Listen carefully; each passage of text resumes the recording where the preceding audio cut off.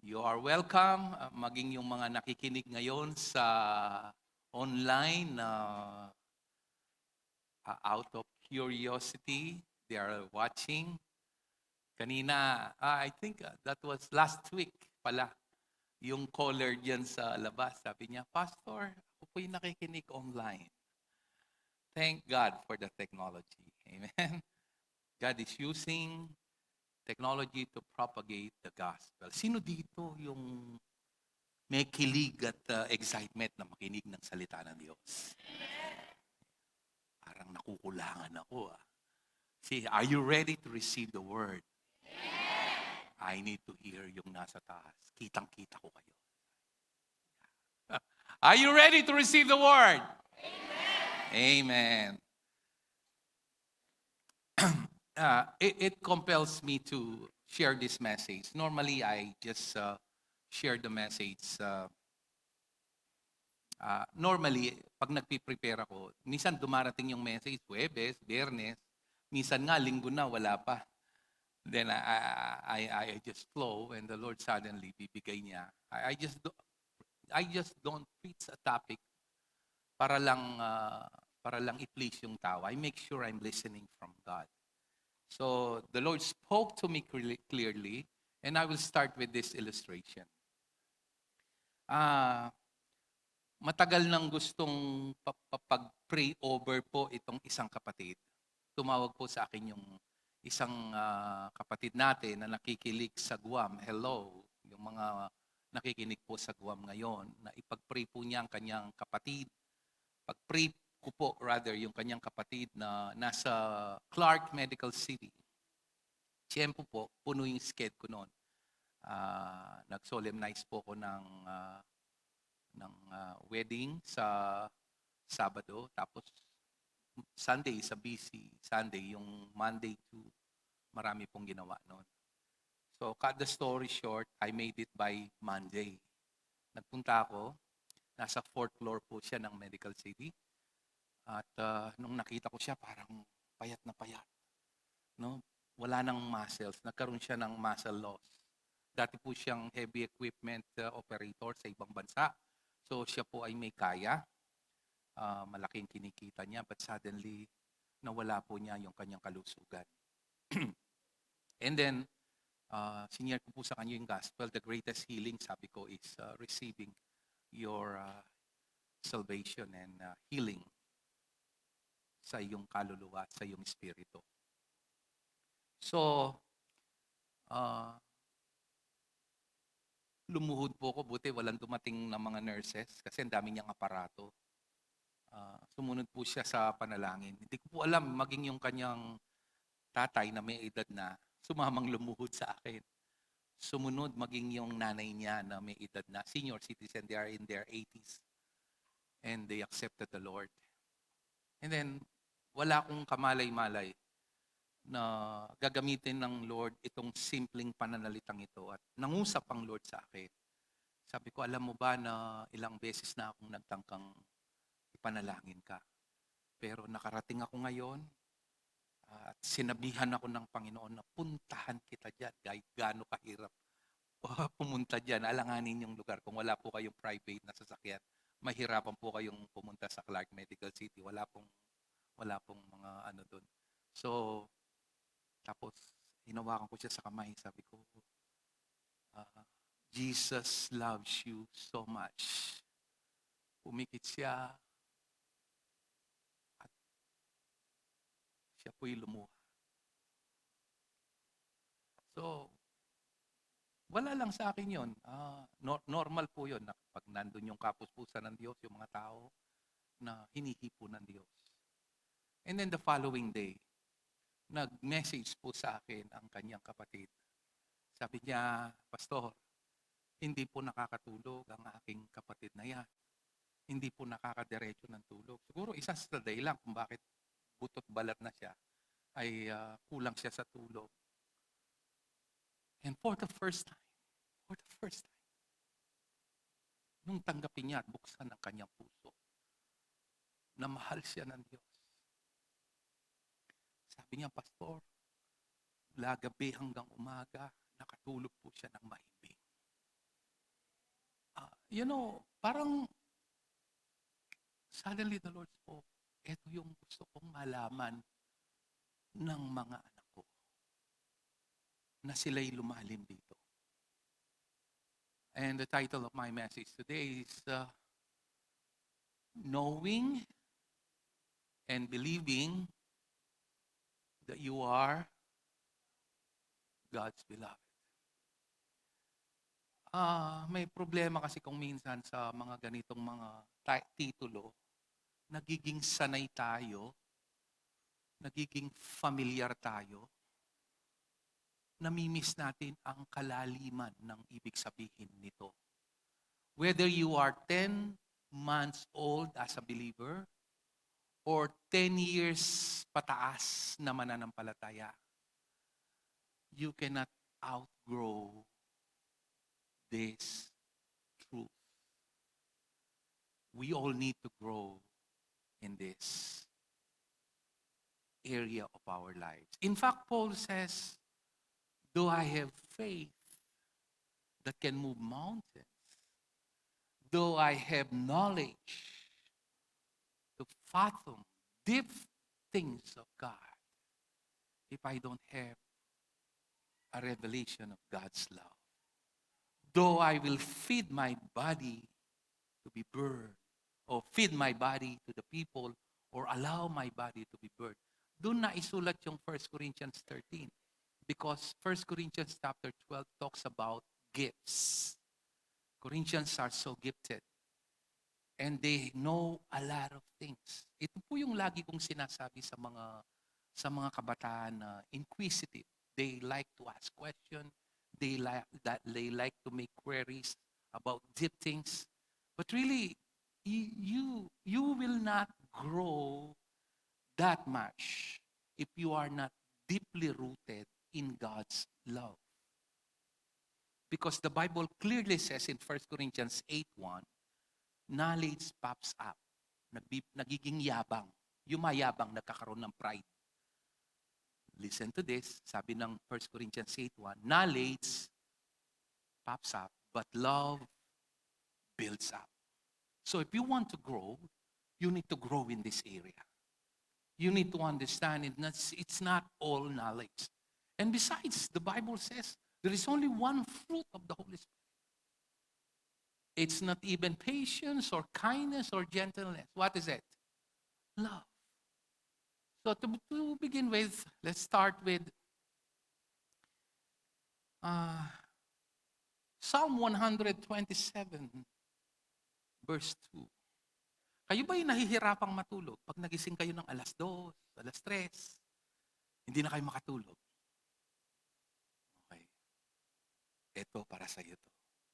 Sino yung pag umihi ng mga 3 o'clock, ang hirap makakuha ulit ng tulog? Yan. Yun, dami. Yung iba, nahihiya lang magtaas, pero some of them cannot continue na magkaroon ng malalim na sleep. This is for you. Wala lang sa akin yun eh. And by the way, wala akong ideya na nag-coincide lang na this is the first Sunday of Love Month. Amen? Kaya nga naka-red yung dalawa. Ano ba yung nasa red? Pakisabi sa katabi mo, I love you with the love of the Lord. Express natin. Yung may feelings naman, sa kabila naman, I love you with the love of the Lord. Amen.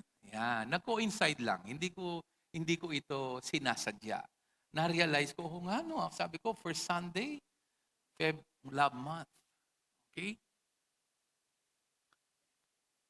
It is in vain for you to rise up early, to sit up late, to eat the bread of sorrows. Kasi maaga kang gumising, late kang matulog. Ang tawag dyan, bread of sorrows. Basahin natin at the count of 3. 3, 2, 1. For He gives His highlighted yung beloved. May connection yan. Ipapakita ko sa inyo ang lalim ng connection ng salitang yan. Beloved. Napansin nyo, ang karamihan ng mga sakit ng mayayaman, insomnia. they have a lot of worries. They cannot sleep, iniisip nila ang negosyo, iniisip nila baka nilolo. Pero makita mo yung kargador, pag nasandal sa wall, masandal lang konti. Maya-maya, may ganyan pa yan. Ano, ikaw ba'y kaluskos lang ng paa nagigising? Pero yung iba kahit magkalampagan yung mga parang nakakatulog ng malalim. Hindi pala kayang bilhin ng salapi ang tulog. No, it can buy you a comfortable room with air condition and a comfortable bed. Pero pinapakita dito, yung makatulog ka ng mahimbing ay regalo ng Diyos. Pero may pinanggagalingan. When you have a deep revelation that you are God's beloved. Let's go to Ephesians chapter 1, verse 4 to 7. But my highlight verse is in verse 6. And then we will go deeper sa transfiguration and we will go even deeper sa water baptism ni John the Baptist. Okay? Which is in Matthew 3:15, 16. But we will go first to Ephesians.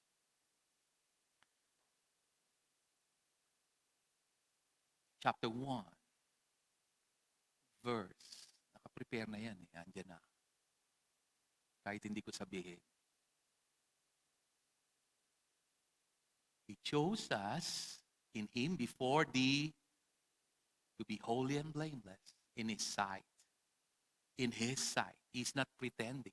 Okay? He's not pretending that you are holy and blameless. Kung merong masigit na nakakakita, hindi tayo, kundi ang Diyos. Okay, anong parte ng katawan natin ang pagkapanganak mo, hindi na siya lumalaki, hindi na siya nag-grow? Walang titingin sa Google.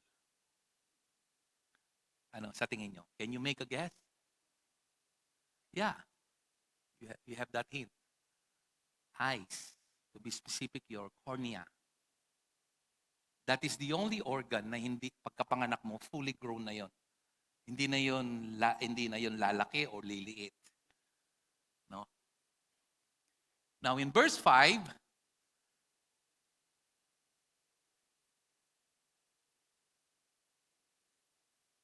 boom.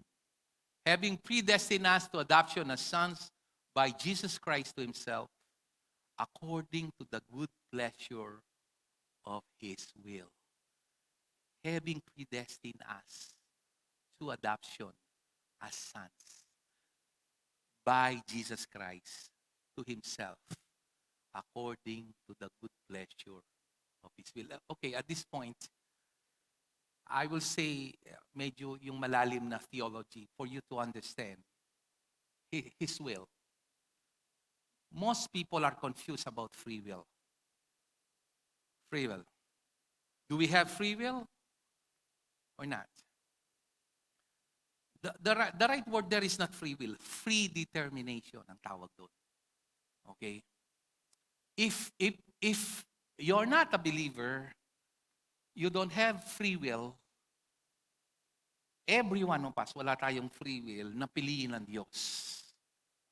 Paul dogmatically declared that nobody seeks the Lord. Nobody has desire because we are dead to our sins. If a person made a decision to choose God, it's because God made him alive first. Okay? Malalim na theology yon. But here on earth, you have free will. Pwede kang magkape o hindi. Pwede kang mag-CR o hindi. Pwede kang mag-attend o hindi. But, mas malalim ito, yung but, you cannot determine the finality of your decision. Ibig sabihin nito, you can throw the dice, but it is the Lord who determines how it falls.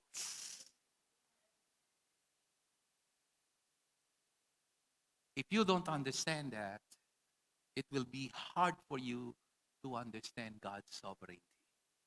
It means even your mistakes or even your rightness, it's not about it. As you keep on trusting God, it is the Lord that navigates our lives through, pansinin nyo, I'll use a very sensitive word, tactical fruition. In His infinite wisdom, He can use and divert those decisions into something good because He needs to fulfill His promise because He cannot lie. Whatever He started in you, He will finish it to the end. That is deep theology, my friend. And it took me 20 years, and you got it for 5 minutes. Verse 6. To the praise of the glory of His grace by which He made us. Ano yung ginamit na word kanina? He grants good sleep to His beloved. Mayroon pang mas magandang translation doon. Sa Amplifier version, okay, joke, that's a joke. Sabi, He gives blessings even when they are sleeping. Kasi ang context noon ay striving, exerting, grinding. Alam mo yung grinding, yung gumigiling-giling ka sa trabaho. Alala ko yung parang, ewan ko, Kapampangan version yun. Obra ng obra, wala namang sobra. Ano? Narinig niyo yun? TikTok yun no? Medyo hit ngayon yun, ano? Ewan ko, Kapampangan yata yung umawit doon. May accent siya ng Kapampangan Pero millions yung views doon. Okay? Tingnan niyo yung word na accepted. Ano tayo? Yung tinukoy kong amplified. Thank you for being alert. Pero ang tinukoy ko doon na yung Psalm 127. Pero let's stick to our version, the New King James Version. Ayun, tingnan nyo, He gives His beloved sleep. Yun, nalito ako sa iyo. Balikan mo yung Ephesians 1:6. Ayan, Ephesians 1:6. Thank you. Okay, to the praise of the glory of His grace, by which He made us what? Accepted. You are accepted. Until you recognize this, that you are accepted, He deliberately used the word, capital B pa yan beloved. It's another thing to know the love of God, and it's another thing to experience the love of God. And don't be over familiar with this, because this is too deep. This is your loophole to grow in your faith. In fact, faith cannot work at its best without growing and rooted in love. I'll show you why. But let's go first to Matthew. Let's go to baptismal. When John the Baptist baptized Jesus, he refused at first. I'm not worthy to even untie the lace of your shoes. But Jesus said, please do it. It is rightly so to fulfill all righteousness. Jesus needs to be baptized because the law demands baptism, water baptism. He needs to be obedient to all the laws, whether Jews or Gentiles. So here, habang siya po'y binabautismo, tingnan niyo po, while he was still speaking, behold, a bright cloud overshadowed them, and suddenly a voice came out of the cloud saying, pakibasa po,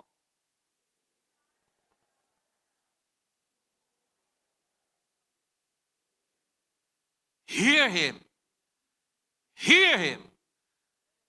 Tingnan nyo, I am well pleased. Anong ibig sabihin nito? sobrang nalulugod ako sa Kanya. Sobrang natutuwa ako sa Kanya. Sobrang nagagalak ako sa Kanya. That is deep. That is not only a verse for Jesus. This signifies a great message to us who are called God's beloved. Look at, before we go to Matthew 17, 16, but let's go to 3 John, chapter 1, verse 2. Basahin po natin. 3, 2, 1. I pray that you may, in all things,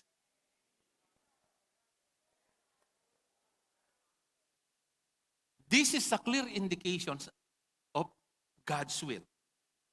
Some of you are confused. What is the will of the Lord? This is a strong message of God's will in your life.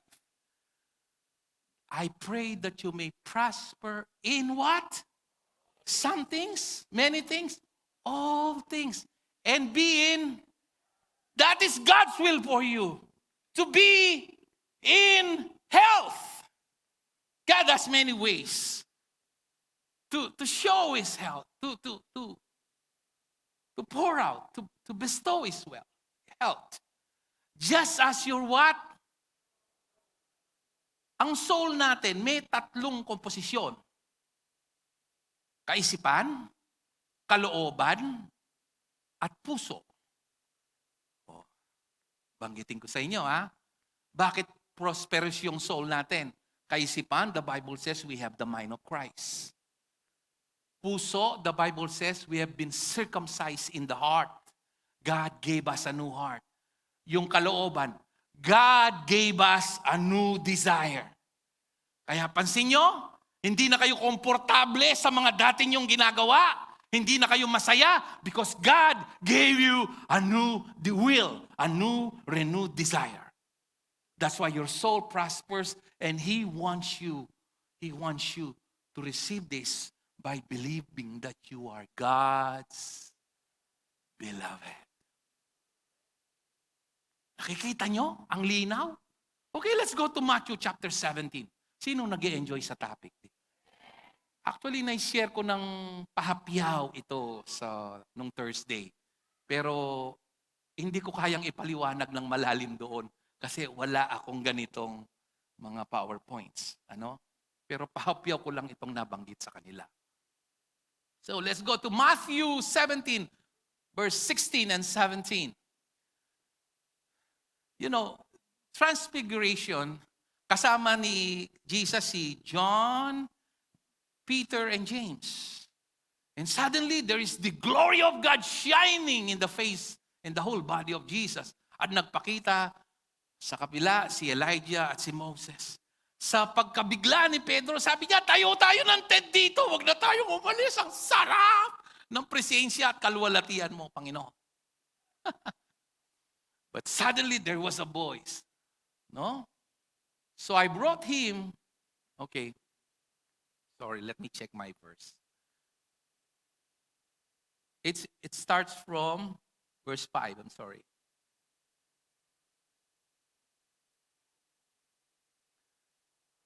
While he was still speaking, behold, a bright cloud overshadowed them. Sino nagsasalita dito? Tingnan natin sa verse. Atras mo nga sa verse 4 para makita natin yung context.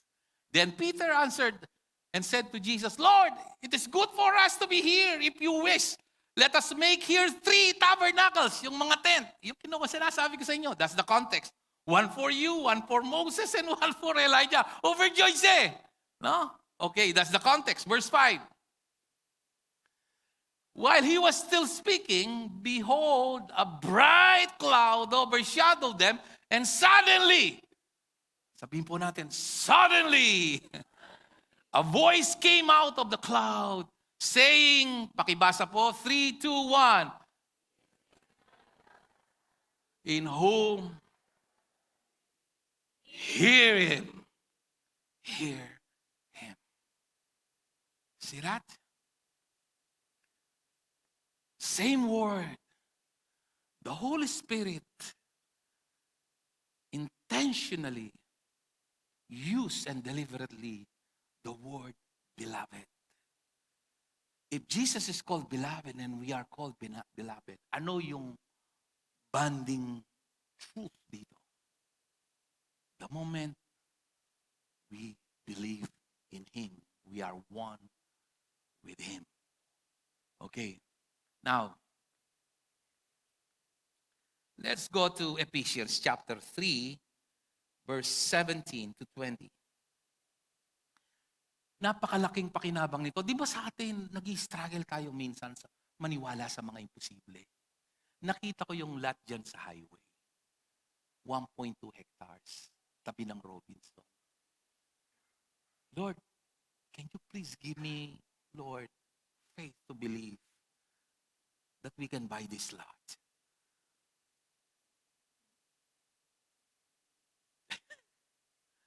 Gusto ko sama-sama tayo doon.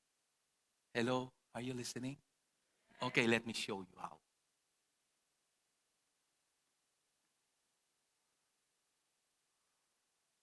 That Christ may dwell in your hearts through faith. That you being rooted and grounded in what? In love. In love. Dito ka dapat mag-focus.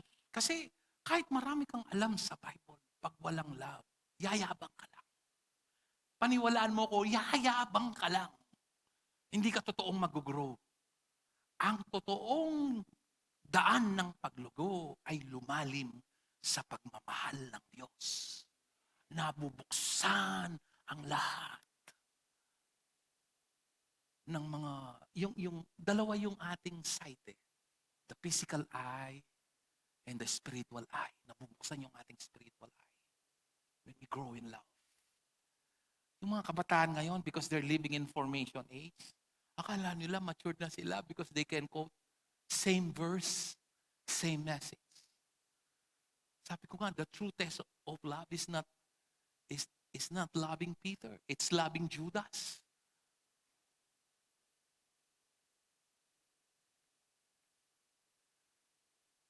Verse 18. May be able to comprehend. Anong ibig sabihin ng comprehend? Maunawaan, maarok. No? With all the saints, what is the... Anong ibig sabihin ng with? Lapad. Tagalog po nito. Haba. Tagalog po nito, please. Tagalog po nito. Ang galing ng mga Pinoy, ano? Kung mga ibang lahi yan, hindi matranslate yan eh. No? Pero natatranslate nyo. Pero sa totoo lang, he is describing the indescribable. Ang tawag dyan, oxymoron sa English. Tinatangka mong ipaliwanag yung hindi pwedeng ipaliwanag. Malalim. You cannot exhaust this love. Okay? Para maunawaan nyo at ng iba pang mga pinabanal kung gaano kalawak at kahaba at kataas at kalalim ang pag-ibig ni Kristo sa atin. Maranasan nyo sana ito. Yun ang problema sa mga ganitong translation. Ano? Di naman yan nag-i-exist sa, balik mo na nga sa English. Di naman yan nag-i-exist sa ano eh. Hindi yan nag-i-exist sa original. Oh, mayroon ba kayong sana dyan no, translation? Wala. This is the reason why I'm not using all the time Tagalog version. Because ang ating Tagalog version, ang ating lengguwahe ay hindi mayaman sa bokabularya. Okay? Naunawaan niyo po? Para malinaw at eksakto ang paliwanag. Okay, talatang 19.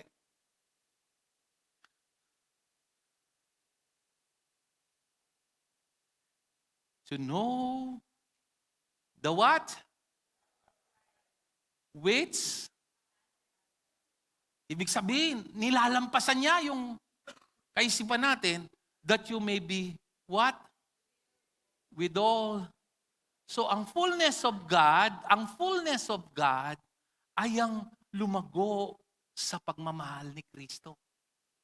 In fact, pag tiningnan mo sa 1 John, lipat ka sa 1 John. Pero bago yun, tapusin na natin to. 20. Bagsak mo na ng 20. Tapos verse John tayo. Pero bago pala yung 1 John, punta tayo ng Galatians 5:6. Now to him who is able to do what? Exceedingly, lampas ano? Abundantly, above all, that we ask or think according to the power. Saan nag-uugat ang talatang ito? By being rooted and growing in the love of Christ. Tingnan nyo, Galatians 5:6. Pag may revelation ka ng God's beloved, ako, sabi ko, Lord, gusto kong mag-grow dito. Kahit pastor na ako, Lord, gusto ko lumalim pa dito. Napakababaw ko pala dito, Panginoon. Tingnan niyo ito, for in Christ Jesus, neither circumcision nor uncircumcision avails anything. Wala itong pakinabang. But faith, paano nag-work yung faith? Working through what? Why? Tingnan natin. Romans 8:32. I-translate natin yan. Anong ibig sabihin yan?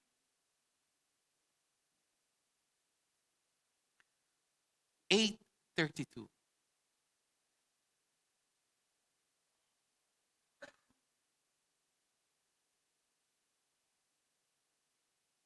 Sige. Ito na yung panahon mo. I-translate mo ng Tagalog.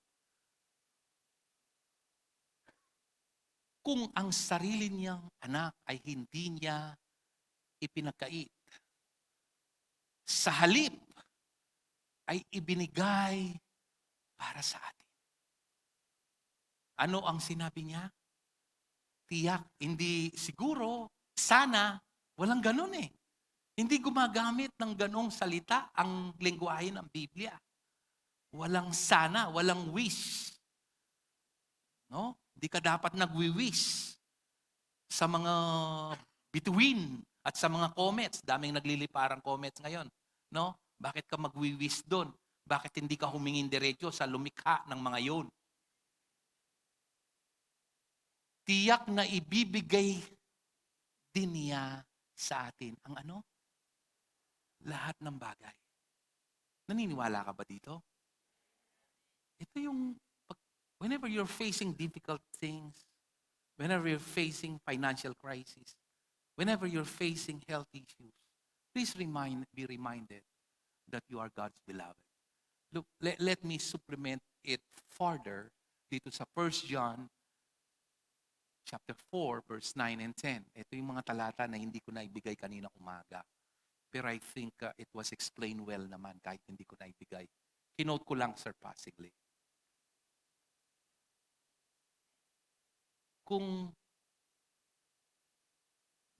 Put it in English. 1 John 4, 9 and 10.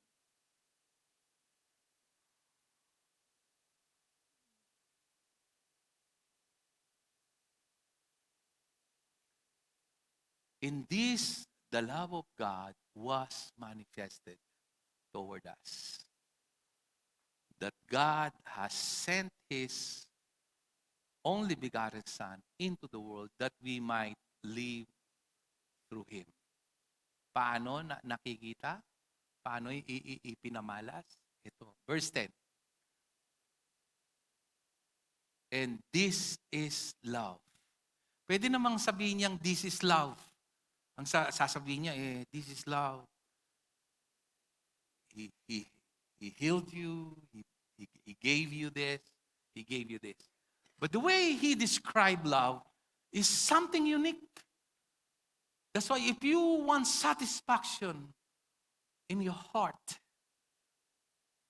always look at the cross. Because here it says, not that we love God. He's despising our love. Not your love. Not your love. Remember when Peter was asked after he was restored?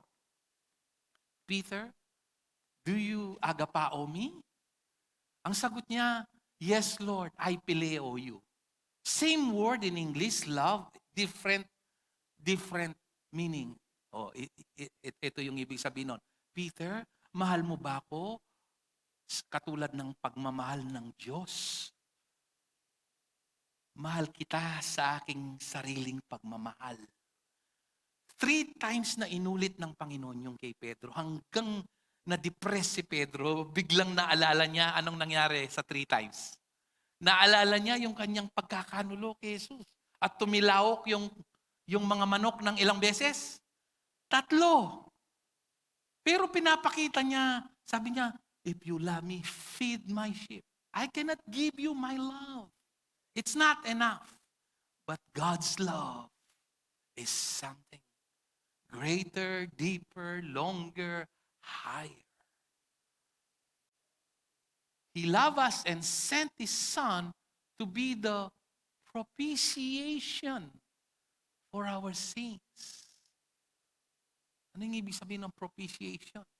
Ito yung pampawi sa galit ng Diyos sa ginawang kalapastanganan ng tao.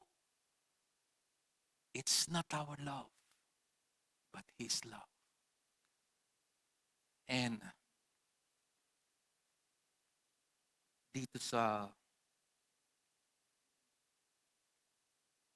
in closing sa aking slides, pakibigay lang po to my slides. I think I'm done with my verses. Look at this. I want you to contemplate on this today.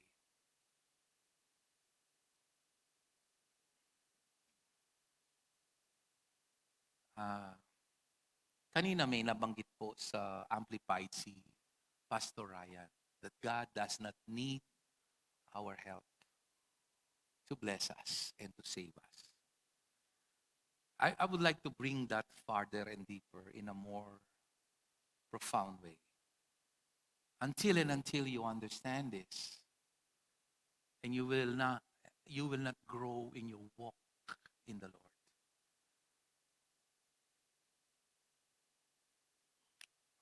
Naunawaan ko to before I will read this. Mayroon po akong naging guro na hindi unforgettable.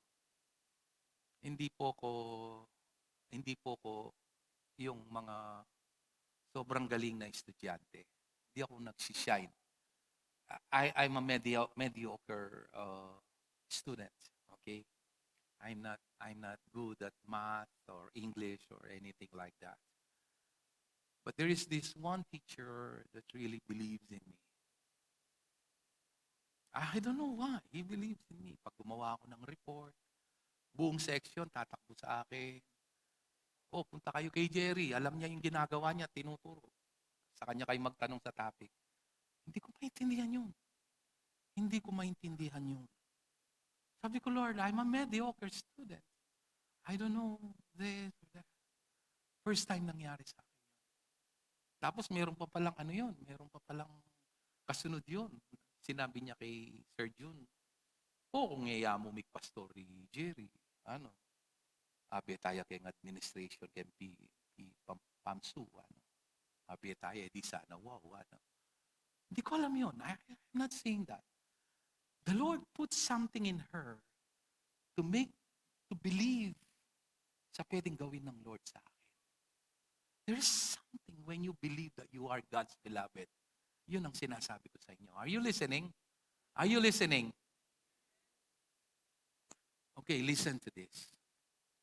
God is not relating you today based on your performance, based on your,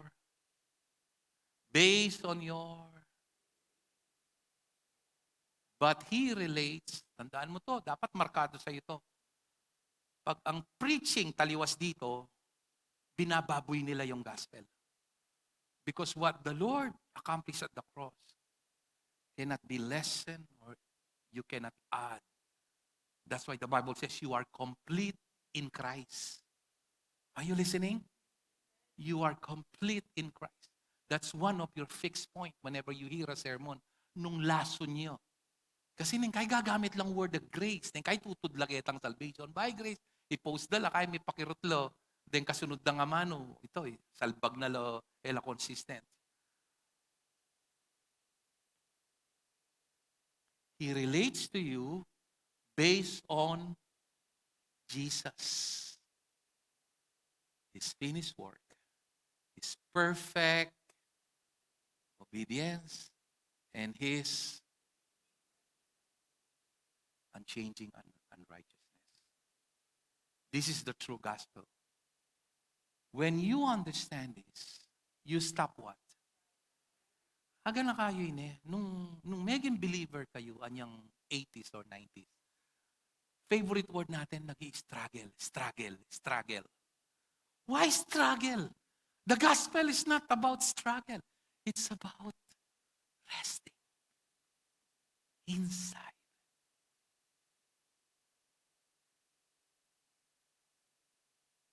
Deng ating pride, nyareng makwalta, no, kasakit intindihan din. Kasi makarelay la karetang pera do. Balaro lumigigising lang ganingal do, late lang matutudpengi, karinya makabasin blessing do. Puta kay singilano ning health do. Intutong kayamanan, alayo ka rin pibanjan, nung sapak ng pera, talakang panaw, ken Diyos, katutong makwalta, kaluluko. Kasi liya ko may panaw ning Diyos, alila lang at lulugod kayo. Intutong makwalto, hanggang magobrayo, atin niyang panaw ken Diyos. Alam pinalakpak.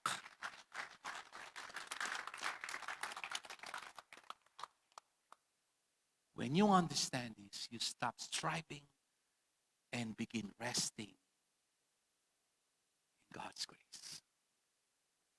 Alam mo yung great I am ni Jesus? 7 yun. I am the bread of life. I am the light of the world. I am the vine. I am the way, the truth, and the life. I am the bread of life. 7 yun eh. The Bible says in 1 John 4:17, as Christ is, so are we in this world. Meaning, the word I am, whenever you say it with deep belief in your heart, it releases power. Every morning, even if you feel tired and you don't feel good, say, I am God's beloved. I am the righteousness of God. I am redeemed. I am chosen. Those words will make a big difference in your life when you have a revelation of I am. That's why Christianity starts not with your behavior. It starts with your identity. Religion will always tell you what to do. But Christianity will tell you who you are. And when it is firm in your heart that who you are matters, it naturally flows. Holy living. Because right believing leads to right living. Alam nyo, kahit matagal na akong pastor, Lord, sabi ko, akala ko ako yung naging blessing doon sa pinag-pray kong may cancer. Siya pala yung naging blessing sa akin. Pinakita mo na kapag totoong pinaniwalaan ko na sobrang mahal mo, nagbabago. Alam niyo, may kakayanan Diyos na ganitong katangian. Una, gusto kong makita niyo, God plays no favoritism. Wala siyang paborito. Hindi siya nagtatangi.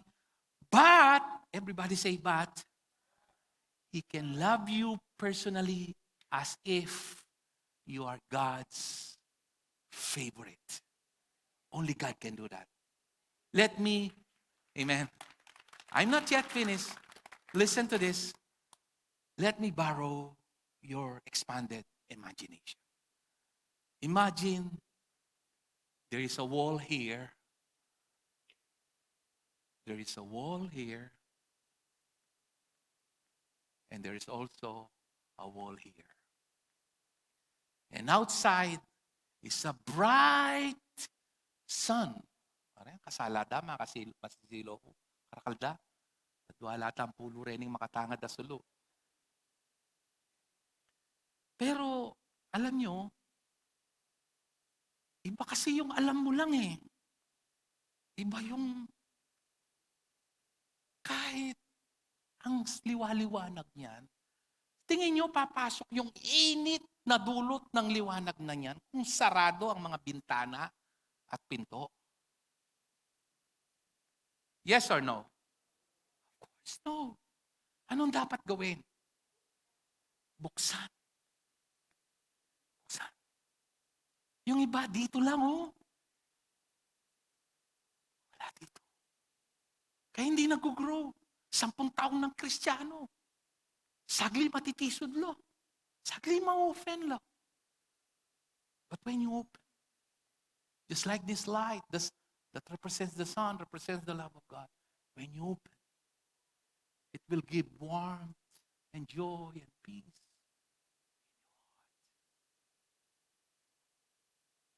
Hallelujah. Amen. Pastor John, please, can you come here and the worship team? Today, will you open your heart? And Lord, let this love grow in me and through me. Ako nga, pastor na ako. Pero, Lord, akala ko alam ko na to. Minsan, hindi naman talaga yung alam lang eh. Iba yung alam lang sa naranasan. Hindi nyo napapansin. Pag nagpipray si Jesus, pareho lang mang salita, parehong tainga. Pero iba-iba yung epekto sa tao. May gumagaling, may hindi. May tapat na sumusunod sa Diyos. Yung sabi yung babagyo, tukay ginutuki-tukian. Then ang mga aliwa, muran mo ating puserbes. Taro.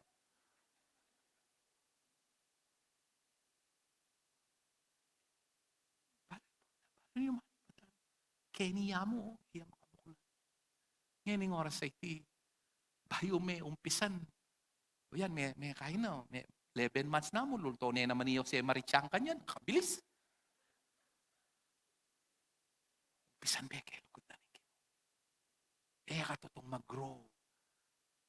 Ang gate, sapak, lugod din puso mo. Nyaya, ako makaing bilib ka rin. Praise the Lord, hallelujah. Yan. Buta kayo isipin ng balin kasabi.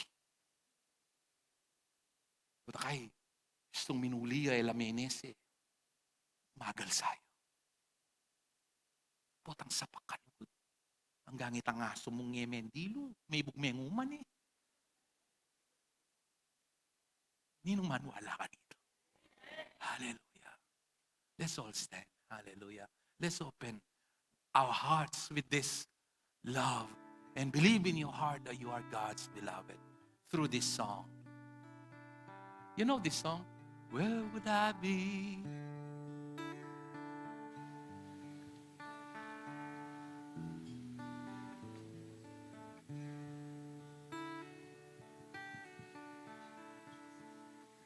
Where would I be if you had not been by my side?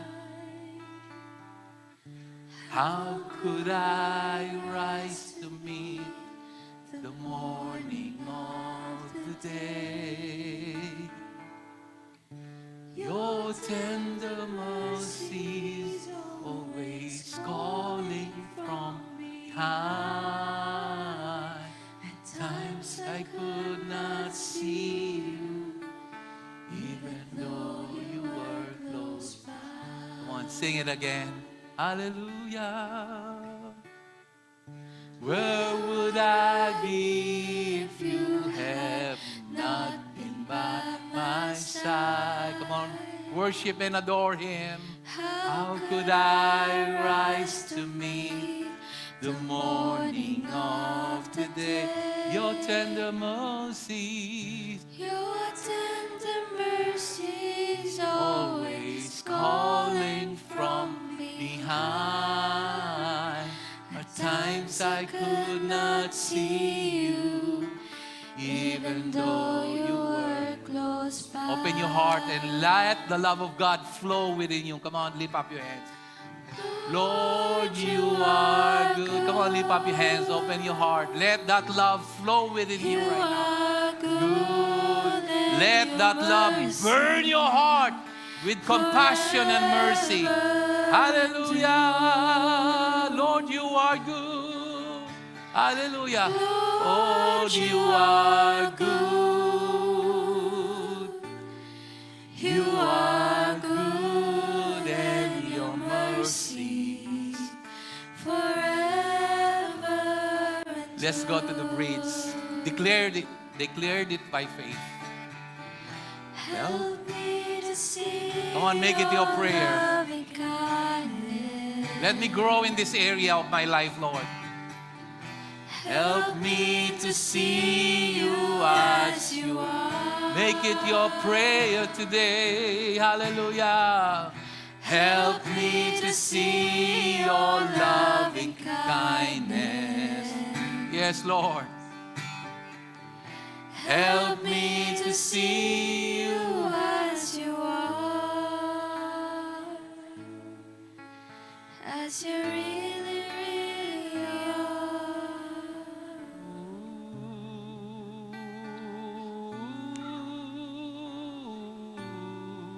We love you, Lord. Thank you for your presence. Lord, you are good. You are good, and your mercy. Come on, believe in your heart. Come on, believe in your heart that you are God's beloved. Sing it again. Lord, you are good. Lord, you are good. You are good, and your mercy forever endures. Let's pray. Lord, whenever we're facing difficult times, financial crisis or health issue, Lord, of many kinds, and difficult decisions, hard to make the right choice. May we be reminded, not only every day, but every moment of our life, that we are your God's beloved, Lord. May we grow in this area this 2026, Lord. That whatever we will be facing, no matter how complicated or simple things we will be, Lord, dealing with. Please, Lord, let it be rooted and planted within us that we are your God's beloved in a personal and intimate way. In Jesus' name we pray. Amen. Amen.